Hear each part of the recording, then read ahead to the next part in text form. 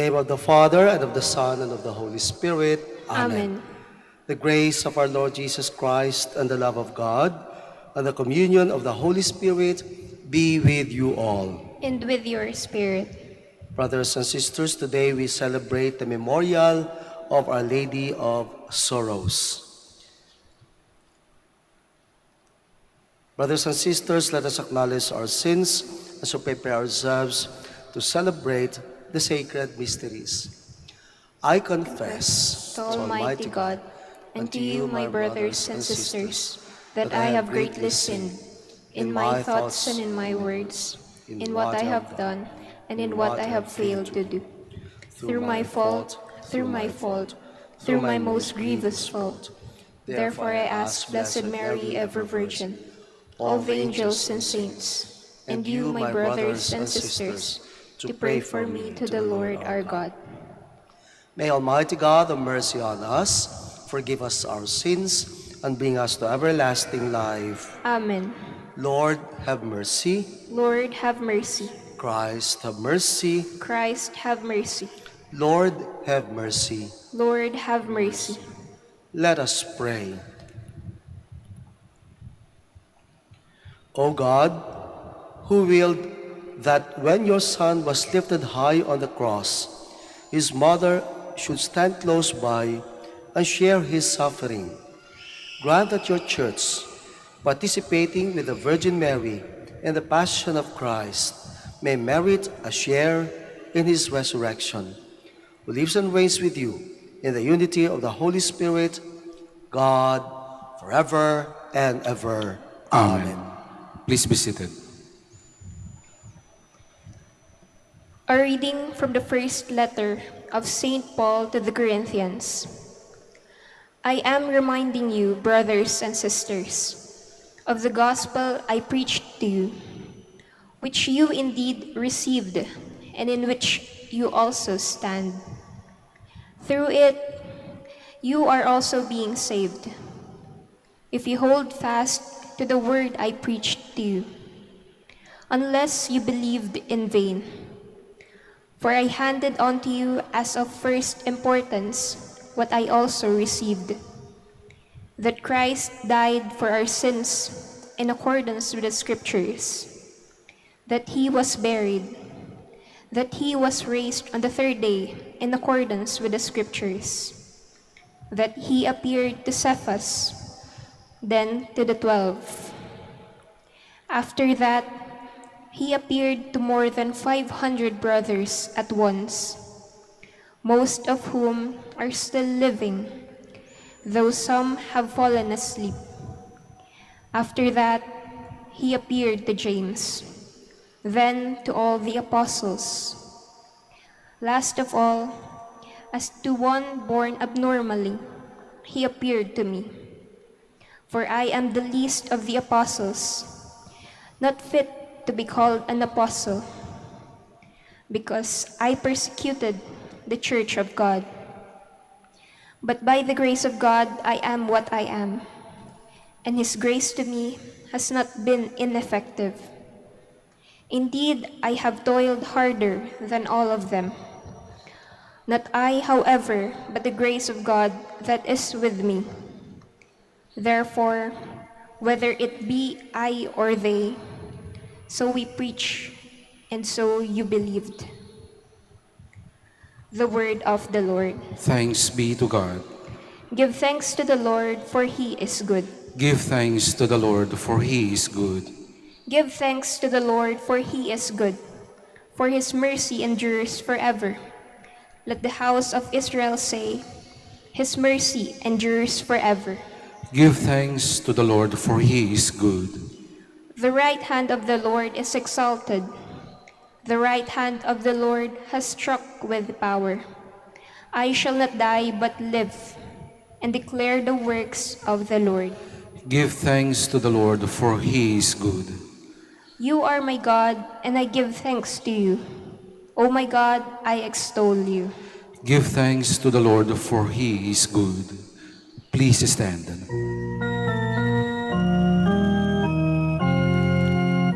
Alleluia, alleluia, alleluia. Come to me, all you who labor and are burdened, and I will give you rest, says the Lord.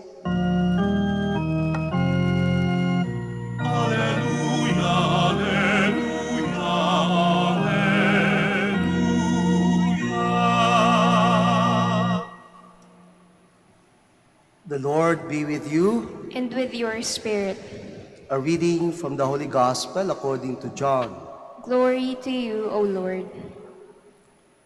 Standing by the cross of Jesus were his mother and his mother's sister, Mary the wife of Clopas, and Mary Magdalene.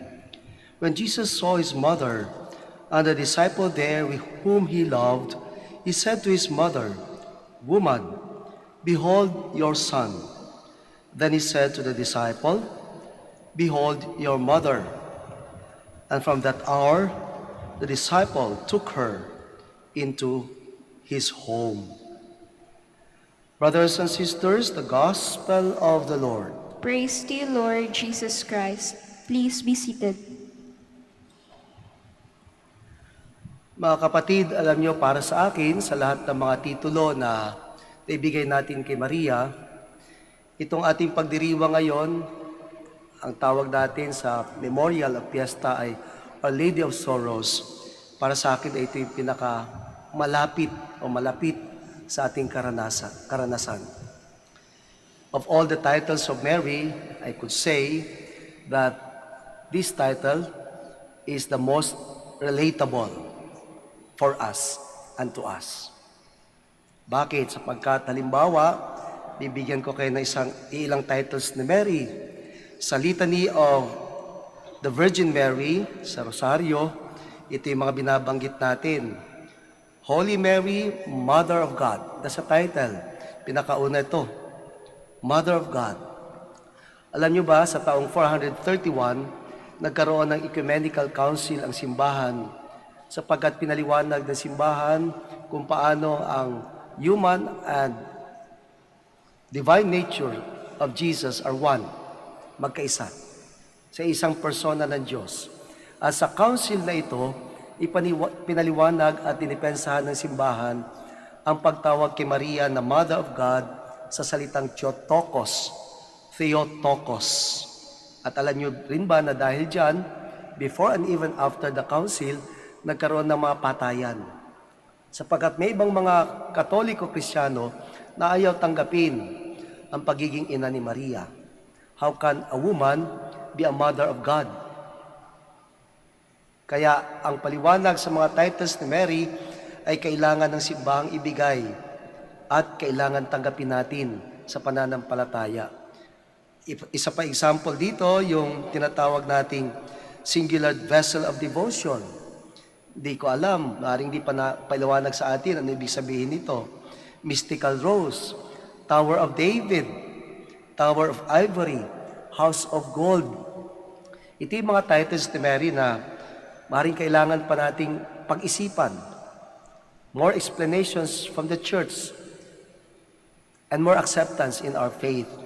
Kaya mahirap makarelate.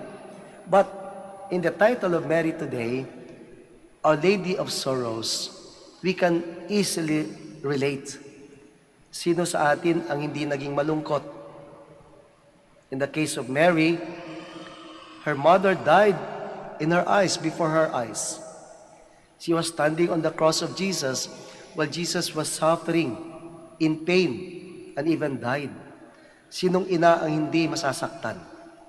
Ina ng pighati ang tawag sa piyesta natin ngayon. Sinong ina ang hindi malulungkot?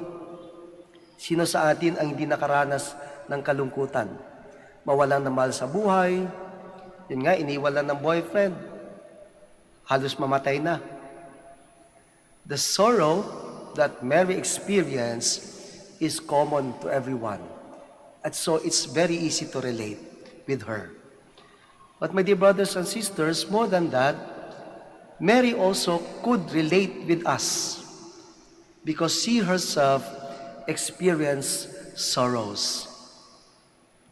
Kaya nga para sa ating Katoliko, napakadaling lapitan si Maria.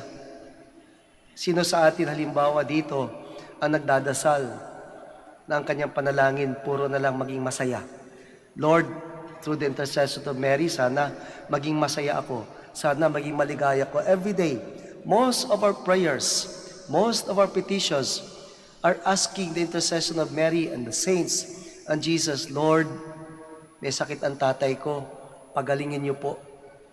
Lord, hirap na hirap ako sa trabaho ko, tulungan niyo po ako.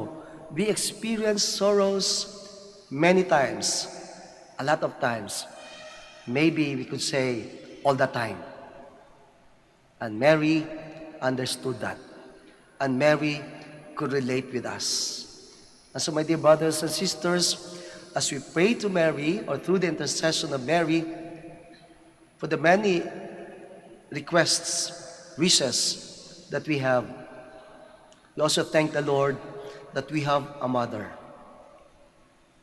Mary and Joseph and Jesus experienced pains and sufferings. They experience sorrows. They know what we are undergoing. And so we thank the Lord. We thank the Lord for giving us a mother.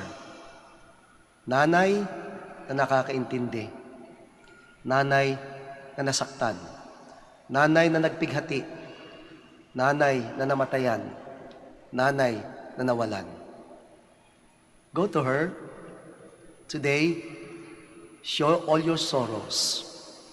Offer to the Lord and ask the intercession of Mary for all the sorrows, difficulties, pains, sufferings, heartaches that you have, that we have. We have a mother. Mother Mary, Our Lady of Sorrows, will pray for us. She was always there from womb to tomb for Jesus. And I assure you, in my faith, I hope also you share the same faith. She will be with us from womb to tomb, even from earth back to earth, and even from that womb until the resurrection. She will be with us. Our Lady of Sorrows, pray for us.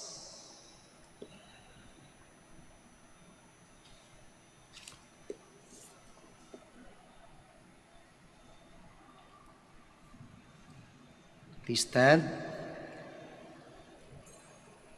Together with Mary, who knows what it means to suffer, let us pray to God for those who have heavy crosses to bear as we say, Lord, hear our prayer. Lord, hear our prayer. That those who are heavily burdened by sorrow and trials may find peace and comfort as they reflect on the sorrows of Mary. Let us pray to the Lord. Lord, hear our prayer. That we may accept the sorrows and sufferings of life and discern God's presence in them. Let us pray to the Lord. Lord, hear our prayer. That through the example of Mary, we may be patient in suffering and persevering in doing good works. Let us pray to the Lord. Lord, hear our prayer. That in the midst of difficulties and trials in our everyday lives, we may discover the true meaning of Christian life. Let us pray to the Lord. Lord, hear our prayer. That those who suffer through sickness may find in Mary a true refuge and consolation. Let us pray to the Lord. Lord, hear our prayer. And now in silence we offer to the Lord our other personal and communal intentions.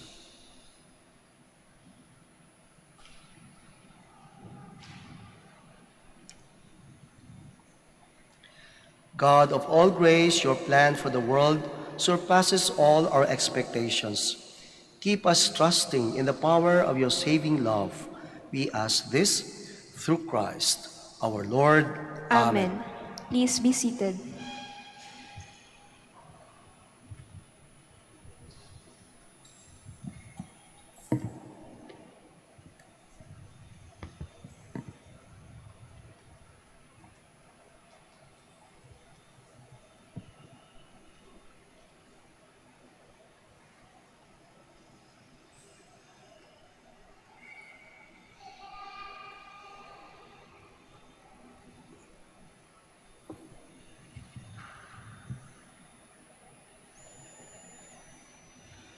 Blessed are you, Lord, God of all creation, for through your goodness we have received the bread we offer you, fruit of the earth and work of human hands. It will become for us the bread of life.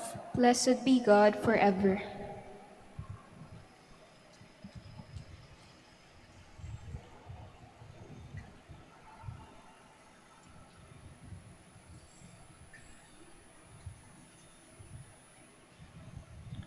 Blessed are you, Lord, God of all creation, for through your goodness we have received the wine we offer you, fruit of the vine and work of human hands. It will become our spiritual drink. Blessed be God forever.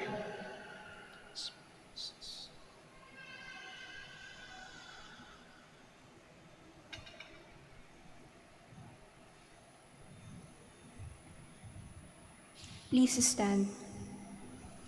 Pray, brothers and sisters, that my sacrifice and yours may be acceptable to God, the Almighty Father.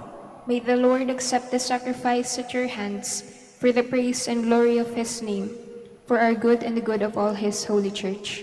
Receive, a merciful God, to the praise of your name, the prayers and sacrificial offerings which we bring to you as we venerate the Blessed Virgin Mary, whom you graciously gave to us as a most devoted mother when she stood by the cross of Jesus, who lives and reigns forever and ever. Amen. The Lord be with you. And with your spirit, Lift up your hearts. we lift them up to the Lord. Let us give thanks to the Lord our God. It is right and just. It is truly right and just, our duty and our salvation, to praise your mighty deeds in the exaltation of all the saints, and especially as we celebrate the memory of the Blessed Virgin Mary, to proclaim your kindness as we echo her thankful hymn of praise.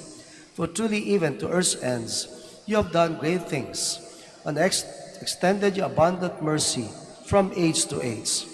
When you looked on the lowliness of your handmaid, you gave us through her, the author of our salvation, your Son, Jesus Christ our Lord.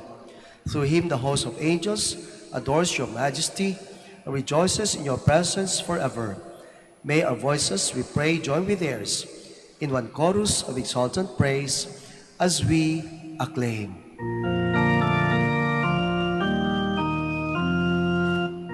Holy, holy, holy, Lord God of hosts. Heaven and earth are full of your glory. Hosanna in the highest. Blessed is he who comes in the name of the Lord. Hosanna, Hosanna in the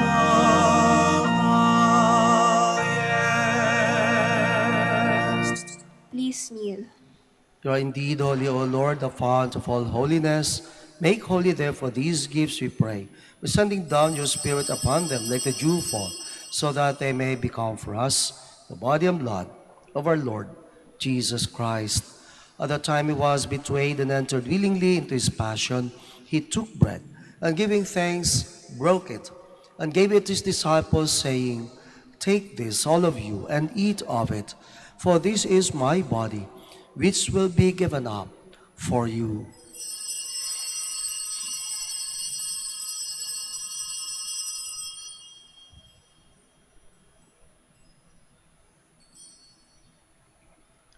In a similar way, when supper was ended, he took the chalice, and once more giving thanks, he gave it to his disciples, saying, "Take this, all of you, and drink from it, for this is the chalice of my blood, the blood of the new and eternal covenant, which will be poured out for you and for many for the forgiveness of sins. Do this in memory of me."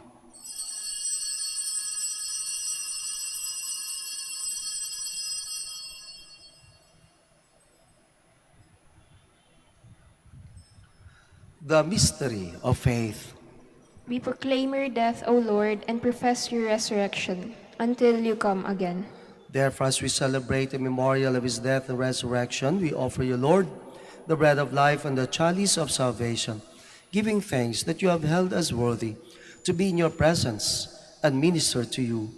Humbly we pray that partaking of the body and blood of Christ, we may be gathered into one by the Holy Spirit. Remember, Lord, your church spread throughout the world and bring her to the fullness of charity, together with Francis, our Pope, and Socrates, our Bishop, and all the clergy.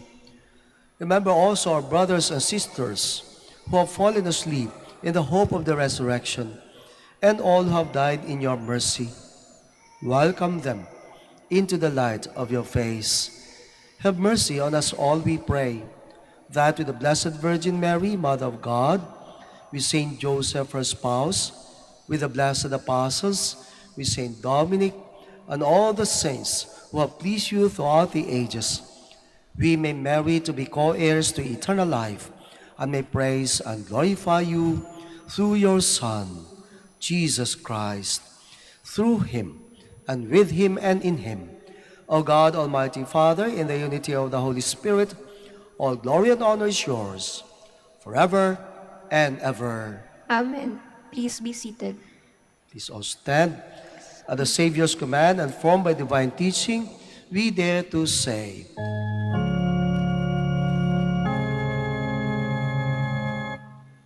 Amen.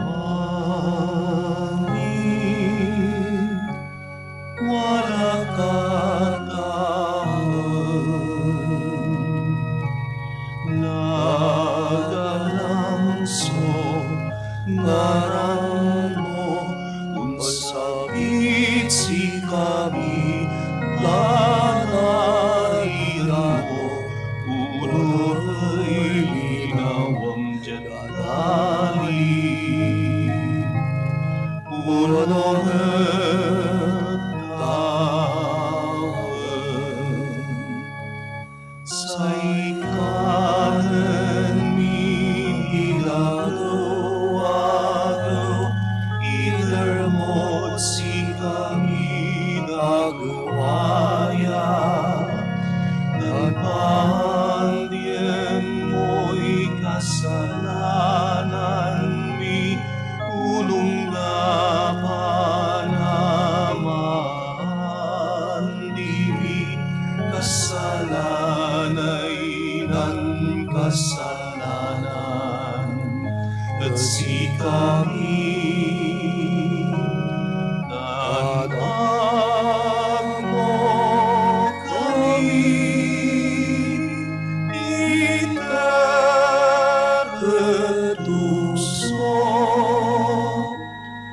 ilaban mo kami, maugas. deliver us, Lord, we pray, from every evil.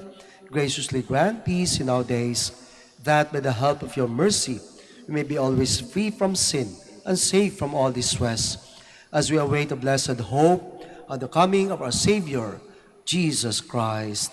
For the kingdom, the power, and the glory are yours, now and forever. Lord Jesus Christ, who said to your apostles, "Peace I leave you, my peace I give you," look not on our sins, but on the faith of your church, and graciously grant her peace and unity in accordance with your will, who live and reign forever and ever. Amen. The peace of the Lord be with you always. And with your Let spirit. us offer each other the sign of peace. Peace with you.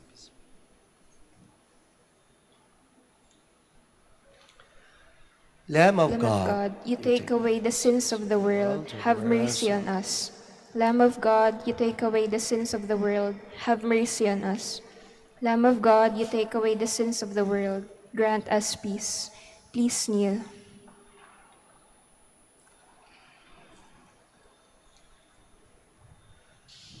behold the Lamb of God.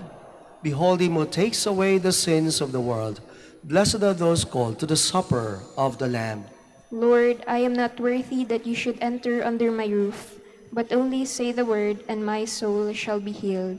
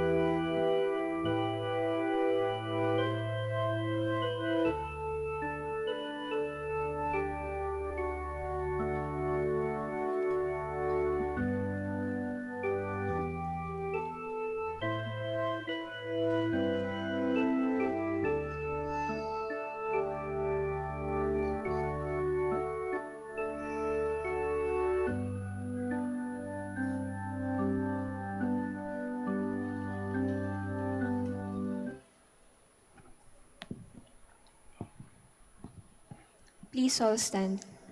Let us pray. Having received the sacrament of eternal redemption, we humbly ask, O Lord, that honoring how the Blessed Virgin Mary suffered with her Son, we may complete in ourselves, for the Church's sake, what is lacking in the sufferings of Christ, who lives and reigns forever and ever. Amen. Please be seated for the announcement. Dear devotees of Our Lady of Manaoag, the October feast of Our Lady of the Rosary of Manaoag will be on October 2, 2022. We invite you to participate in our Novena Masses, which will start from September 23 to October 1, 2022. If you wish to sponsor one or several Masses, you may fill out the form at the counters for Masses area and submit it with your donation, where you will be provided with an acknowledgement receipt. Or you may visit our website www.manaoagminorbasilica.org for the online pamisa. All names of donors and sponsors will appear in the electronic souvenir program. Thank you very much for your continued support. Please all stand. Salamat po sa inyong pakikisa sa misang ito, sa inyong pagdalo sa ating misa at inyong pagdalaw sa ating basilika. Naway sa inyong pag-uwi, bitbit nyo ang biyaya ng Diyos at ang mapanalangin ng mahal na Ina. The Lord be with you. And with your spirit. May Almighty God bless you, the Father, and the Son, and the Holy Spirit. Amen. Amen. The Mass is ended. Go in peace. Thanks be to God. Prayer for the blessing of the sick. Let us pray. God, our Almighty Father, by your blessing, you give us strength and support in our frailty. Turn with kindness toward our sick brothers and sisters. Free them from all illness and restore them to good health through the intercession of Our Lady of the Rosary of Manaoag, so that in the sure knowledge of your goodness, they will gratefully bless your holy name. We ask this through Christ, our Lord. Amen.